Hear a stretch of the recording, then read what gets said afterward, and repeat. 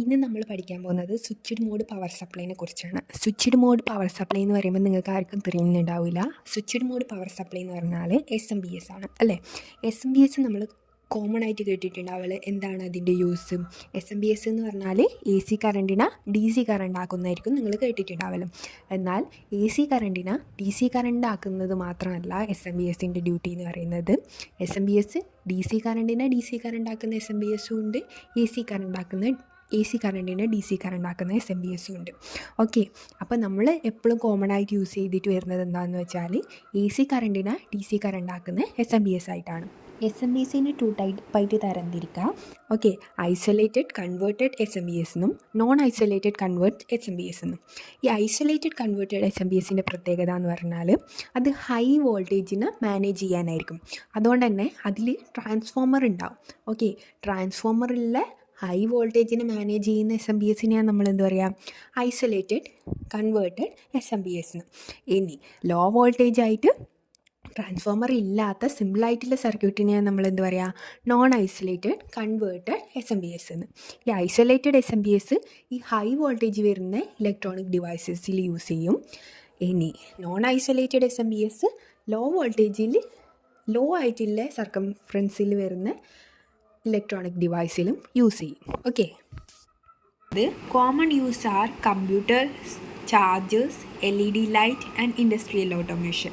നമ്മൾ daily use ചെയ്യുന്ന chargers, കമ്പ്യൂട്ടേഴ്സിൻ്റെ ഉള്ളിലെല്ലാം നിങ്ങൾ കണ്ടിട്ടുണ്ടാവും. SMPS എന്ന് പറഞ്ഞിട്ടൊരു ബ്ലോക്ക് തന്നെ ഉണ്ടാവും.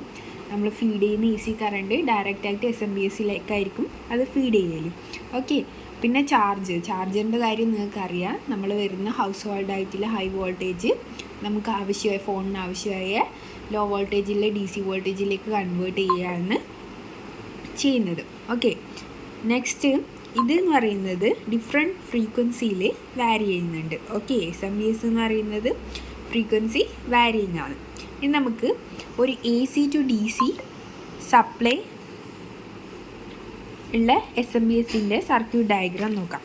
ഓക്കെ, ഇനി ഈ സർക്യൂട്ട് ഡയഗ്രാം ഫസ്റ്റ് കണ്ടാൽ തന്നെ നിങ്ങൾക്കറിയാം ഇതിൽ ബ്ലോക്ക് എന്ന് പറയുന്നത് ട്രാൻസ്ഫോമർ ഇൻക്ലൂഡാണ്.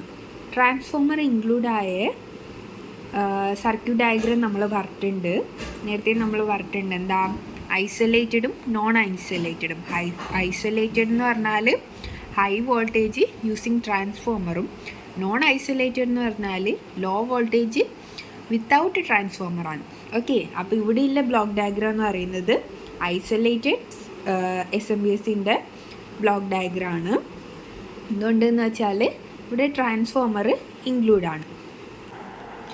ഓക്കെ, ഇനി നമുക്കതിൻ്റെ ബ്ലോക്ക് ഡയഗ്രാം നോക്കാം. AC to DC കൺവേർട്ട് ചെയ്യുന്ന ഐസൊലേറ്റഡ് SMPSൻ്റെ ബ്ലോക്ക് ഡയഗ്രാം നമ്മൾ കാണുന്നത്. ഓക്കെ, ഫസ്റ്റ് എന്താ ചെയ്യും? ഫസ്റ്റ് ഇൻപുട്ട് AC കൊടുക്കും.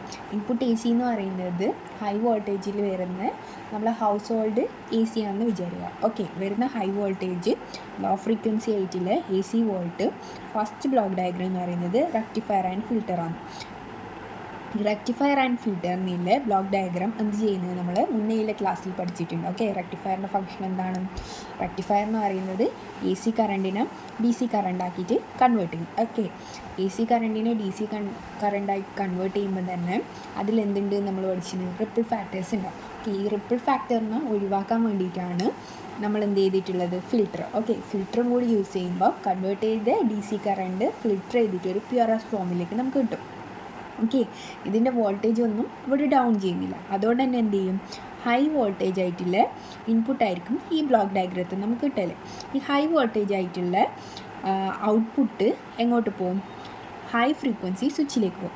ഓക്കെ, ഈ ഹൈ ഫ്രീക്വൻസി സ്വിച്ച് എന്തിനാണെന്ന് വെച്ചാൽ നമ്മൾ വരുന്നത് ഹൈ ആയിട്ടുള്ള വോൾട്ടേജാണ്. ഓക്കെ, ഈ ഹൈ ആയിട്ടുള്ള വോൾട്ടേജ് ട്രാൻസ്ഫോമറിലേക്ക് ഡയറക്റ്റ് പോയി കഴിഞ്ഞാൽ അതിന് സ്റ്റെബിലിറ്റിയോ ഇല്ലെങ്കിൽ അതിന് പെട്ടെന്ന് അത് അഡാപ്റ്റ് ചെയ്യാൻ പറ്റില്ല.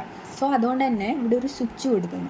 സ്വിച്ച് കൊടുക്കുന്നത് എന്തിനാണെന്ന് വെച്ചാൽ ഈ സ്വിച്ചിനെ കൊണ്ട് വേറൊരു ഉപകാരം കൂടിയുണ്ട്, അത് പിന്നീട് പറയാം. ഓക്കെ, ഈ സ്വിച്ച് കൊടുക്കുമ്പോൾ എന്ത് ചെയ്യുമെന്ന് വെച്ചാൽ സ്വിച്ച് ഈ വരുന്ന ഹൈ വോൾട്ടേജിനെ ചോപ്പ് ചെയ്തിട്ട് ട്രാൻസ്ഫോമറിലേക്ക് കൊടുക്കും. ഓക്കെ, ചോപ്പ് ചെയ്യാന്ന് വെച്ചാൽ അതായത് ഒരു സ്ക്വയർ വേവ് നിങ്ങളുടെ മൈൻഡിൽ വിചാരിക്കുക. ഓക്കെ, സ്വിച്ച് ഓൺ ഓഫ് ആയിക്കൊണ്ടിരിക്കുമ്പോൾ സിഗ്നൽ എന്ത് ചെയ്യും? അത് ചോപ്പ് ചെയ്തിട്ട് ഔട്ട്പുട്ടിലേക്ക് കിട്ടും. ഓക്കെ, അങ്ങനെ ഈ സ്വിച്ചിൻ്റെ ഔട്ട്പുട്ട് നമുക്ക് ഈ സ്റ്റെപ്പ് ഡൗൺ ട്രാൻസ്ഫോമറിലേക്ക് കിട്ടും. സ്റ്റെപ്പ് ഡൗൺ ട്രാൻസ്ഫോമറിൻ്റെ ഫംഗ്ഷൻ നമുക്കറിയാം. സ്റ്റെപ്പ് ഡൗൺ ട്രാൻസ്ഫോമർ എന്തിനാണ് യൂസ് ചെയ്യുന്നത്? വരുന്ന ഹൈ വോൾട്ടേജിനെ സ്റ്റെപ്പ് ഡൗൺ ചെയ്യാൻ, അതായത് ലോ വോൾട്ടേജ് ആക്കാൻ. ഓക്കെ, അപ്പോൾ എന്ത് ചെയ്യും? ഈ വരുന്ന ഹൈ വോൾട്ടേജിനെ ലോ വോൾട്ടേജ് ആക്കിയിട്ട് വീണ്ടും ഇവിടത്തേക്കാണ് പോകുന്നത് റെക്ടിഫയേഴ്സ് ആൻഡ് ഫിൽറ്റേഴ്സ് അല്ലേ.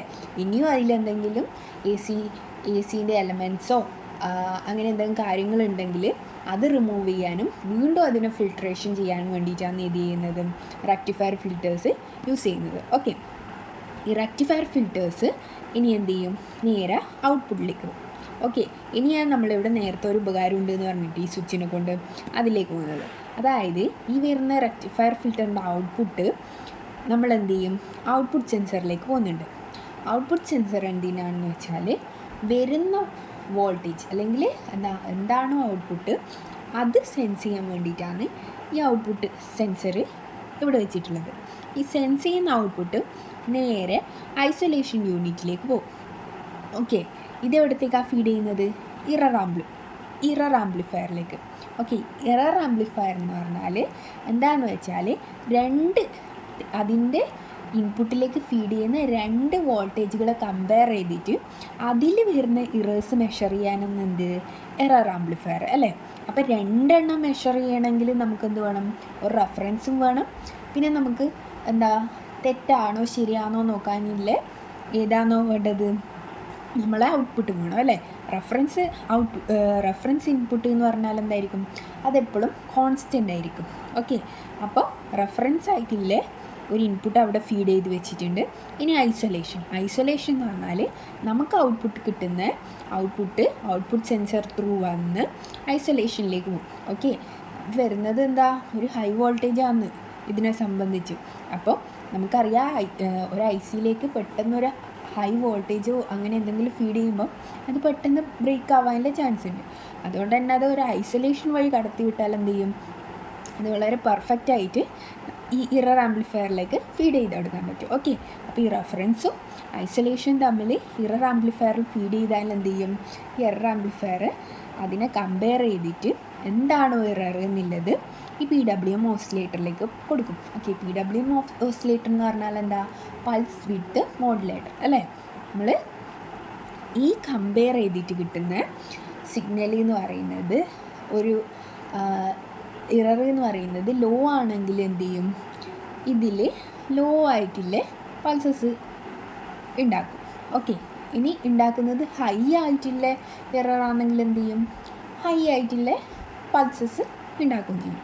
ഓക്കെ, ഈ പൾസ് വിഡ്ത്ത് ഓസിലേറ്ററിൽ നിന്ന് കിട്ടുന്ന ഔട്ട്പുട്ടിന് നേരെ സ്വിച്ചിലേക്ക് പോകും. ഓക്കെ, സ്വിച്ച് നമ്മൾ നേരത്തെ പറഞ്ഞിട്ടുണ്ട് ഈ വരുന്ന വോൾട്ടേജിനെ ചോപ്പ് ചെയ്യാൻ വേണ്ടിയിട്ടാണ് ഇവിടെ വെച്ചിട്ടില്ലെന്നല്ലേ. ഈ ചോപ്പ് ചെയ്യുന്നതിന് വെറുതെ ചോപ്പ് ചെയ്യാൻ പറ്റുമോ? ഇല്ല. ഓക്കെ, അപ്പോൾ ഈ PWM ഓസിലേറ്റർ കൊടുക്കുന്ന സിഗ്നലിനനുസരിച്ചാണ് ഇതെന്ത് ചെയ്യൽ? ചോപ്പ് ചെയ്യൽ. ഇവിടെ കിട്ടുന്ന ഔട്ട്പുട്ട് എറർ സിഗ്നൽ എന്ന് പറയുന്നത് ലോ ആണെങ്കിൽ സ്വിച്ച് എന്ത് ചെയ്യും? സ്വിച്ച് കുറച്ച് സമയത്തേക്ക് അത് ഓണായി കിടക്കും. കാരണം ലോ ആണ്. അപ്പം നമുക്കെന്ത് വേണം? ഹൈ ആയിട്ടുള്ളത് വേണം. ഇനി ഇവിടെ കിട്ടുന്ന സിഗ്നൽ എന്ന് പറയുന്നത് ഹൈ ആണെങ്കിൽ ഈ ചോപ്പ് ചെയ്യുന്ന സ്വിച്ചിനോട് പറയും കുറച്ച് സമയം അത് ഓഫാക്കി വെക്കാൻ. ഓക്കെ, അപ്പോൾ ഇവിടെ വരുന്ന എററിന് ഇവിടെ എന്ത് ചെയ്യും? അത് ബാക്കപ്പ് ചെയ്യാൻ വേണ്ടിയിട്ടാണ് എന്ത് ചെയ്തിന് ഈ സ്വിച്ചിലേക്ക് കണക്ഷൻ കൊടുക്കുന്നത്. ഓക്കെ, സ്വിച്ചിലേക്ക് കണക്ഷൻ കൊടുത്ത് എന്ത് ചെയ്യും? നമുക്ക് കിട്ടുന്ന ഔട്ട്പുട്ട് കമ്പയർ ചെയ്തിട്ട് ഇവിടേക്ക് പോവുകയും ചെയ്യും. നമുക്ക് ആവശ്യമായിട്ടുള്ള ഔട്ട്പുട്ട് കിട്ടുകയും ചെയ്യും. ഇതിൽ ഞാൻ DC to DC കൺവേർട്ടറിൻ്റെ ബ്ലോക്ക് ഡയഗ്രാം കൊടുത്തിട്ടുണ്ട്. നേരത്തെ പറഞ്ഞ അത്ര എന്ന ബ്ലോക്കേ ഇതിലുള്ളൂ. പക്ഷേ ഇതിലെന്താ ചെറുതായിട്ടുള്ള ചെറിയ കുഞ്ഞു മാറ്റങ്ങൾ വരും. ഓക്കെ, അപ്പോൾ അത് നിങ്ങൾ തന്നെ ഒന്ന് അത് മനസ്സിലാക്കാൻ പറ്റുന്നുണ്ടോ നോക്കാം. ഇല്ലെങ്കിൽ കമൻറ്റ് ചെയ്യുക, ഞാൻ വീഡിയോ ആയിട്ട് ഇടുന്നതായിരിക്കും. ഇതുവരെ ചാനൽ സബ്സ്ക്രൈബ് ചെയ്യാത്ത ആളുണ്ടെങ്കിൽ സബ്സ്ക്രൈബ് ചെയ്യുക.